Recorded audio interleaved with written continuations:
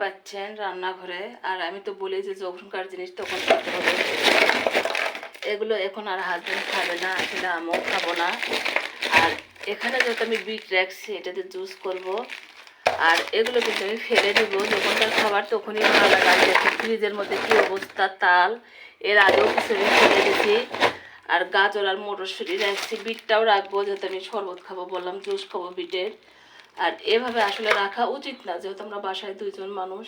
আর কখনো এই কাজ করব না, যখনকার জিনিস তখনই ভালো লাগে আর সেই কাজটাই করবো। ফ্রিজও তো পরিষ্কার করতেছি আর আপনাদের সাথে শেয়ার করলাম।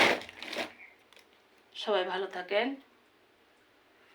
যখনকার জিনিস আর কি তখনই খাওয়া ভালো। শীতেরটা শীতে, গরমেরটা গরমে।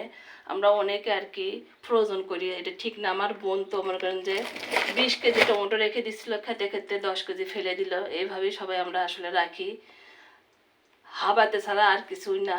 হাবাতে অনেকে বুঝেন না, যারা বুঝেন তারা কমেন্ট করবেন যে আসলে হাবাতে কি। ভালো থাকেন, আল্লাহ হাফেজ।